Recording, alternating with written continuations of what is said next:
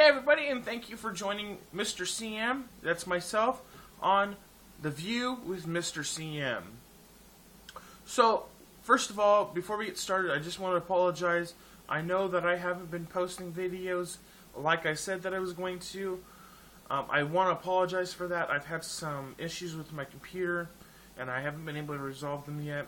So I'm looking at just getting a new computer. I haven't been able to save enough money to do that yet, because bills and everything, but it is on my top priority list. I am working on it.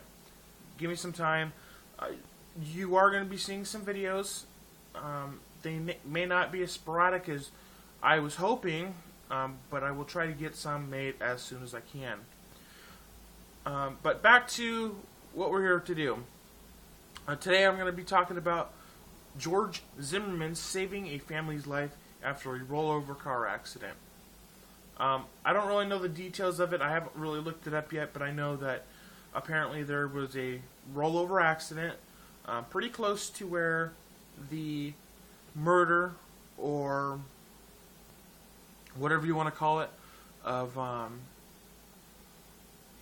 the person that he killed, who I'm not going to name because at this point I think that there's really no need to anymore. We all know who the kid is. We all know that he was shot because apparently he was walking down the street being black, which I'm not even going to get into. I have my own beliefs on that. That's for another time and another video. But, yeah, we're not going to even get into it. We're not going to get into even Trayvon Martin, who, you know, I guess I will say his name because it is pretty relevant to the case. But as far as I'm concerned, this kid has nothing to do with what happened with this car accident. So, as far as I'm concerned, he can just butt out, and we'll deal with him later, and he can go on the back burner for now. Not to say his life isn't important, and that it was tragically cut short, but he has no business being in the conversation that I'm about to have with you. As far as whether or not this accident was staged, set up, or if it's actual, I don't know. We probably will never know. But whatever the case, it's being reported that it did happen. Only George, the police, and the state, and everybody that was involved in this know the truth. We don't know the truth. We weren't there. We didn't see it for our own eyes. So we can't say anything. And that kind of also goes with the whole case of Trayvon Martin, which I'll say right now, even though I'm not going to be talking about him, I will say this. I wasn't there. You weren't there. Lots of people around this world were not there. We cannot judge somebody based on just facts.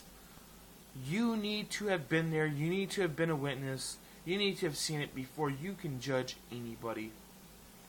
I'm not going to judge the man, and the reason why is because, for one, I wasn't there at the accident. I wasn't. I can't say whether or not he did it or not.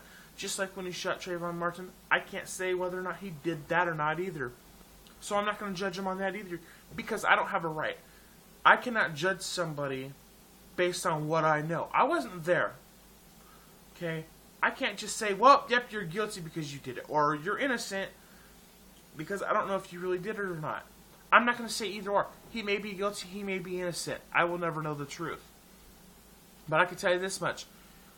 Only he knows the truth, only God knows the truth, and only the people involved in that scene know the truth. Do I think George Zimmerman is a bad guy? I don't think he's a bad guy. I think that he made the wrong decision, and it cost him his life. He's going to be living with this the rest of his life, and he's going to be threatened the rest of his life, and he's going to get death threats the rest of his life. But at the same time, we as Americans need to realize that, eventually this is all going to boil over, and nobody's going to remember him. 60 years from now, nobody will know who George Zimmerman even is. Nobody will know who Trayvon Martin is at all. Nobody's going to, nobody's going to, and even if they do, they're not going to care. They weren't around for it.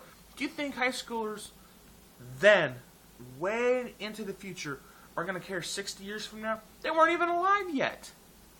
They're not going to care. They're going to go, well, it's just, I mean, look, it's like Martin Luther King. People from that era care, but people now don't really care. I don't care. You know, I look at it, I mean, yes, he was a great leader. Yes, he did a lot of great things for this country. And yes, you know, he died doing what was right.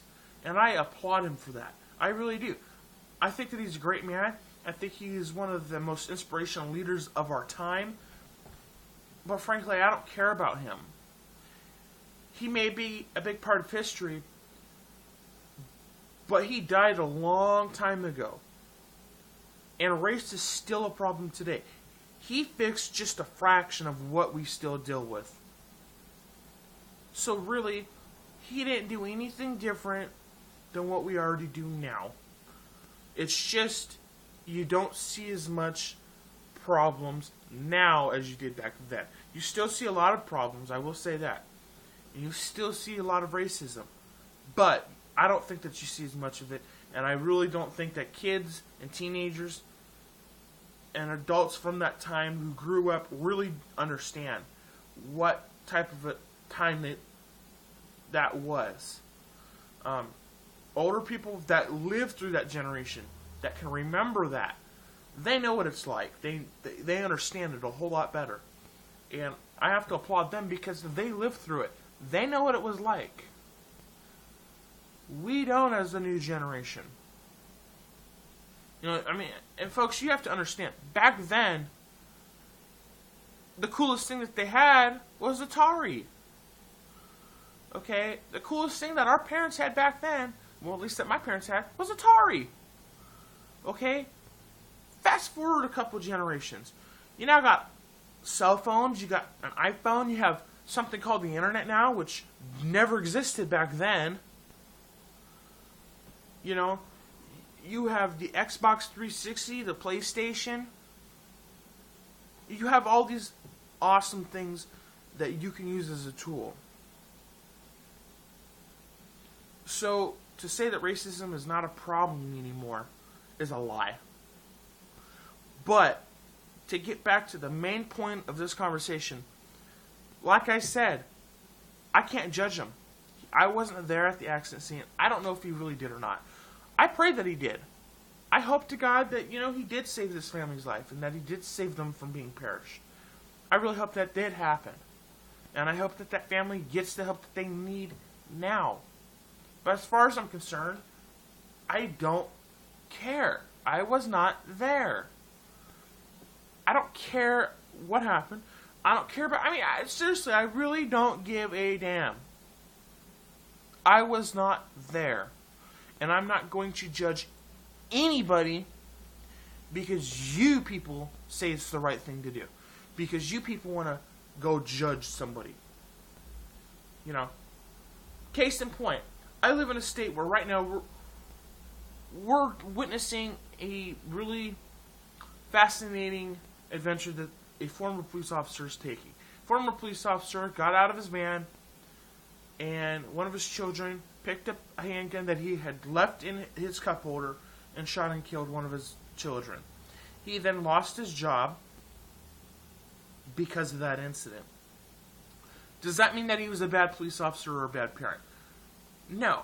It means that he made the wrong decision and he made a stupid choice. He's not fighting to get his job back. And people here say, you can't have your job back. You were careless with your weapon. Here's my point with that. He made a decision that costed his own child their life. Do you really think he's going to make that same decision a second time? I highly doubt it. Not to mention, I highly doubt he ever thought that that would happen to his own child. Okay? So, come on, give me a break. Do I think that he deserves his job back? Absolutely. And let me tell you why. There are people that are sent to Earth to do a certain job, and this officer is doing his job. Let him continue to do it. Don't let a bad decision that he made affect the rest of us. He's here to save he's here to save lives. Let him do that. Stop getting in the way and let him do what he's meant to do. I mean, come on, people. You live in 2013. This is not the 1950s.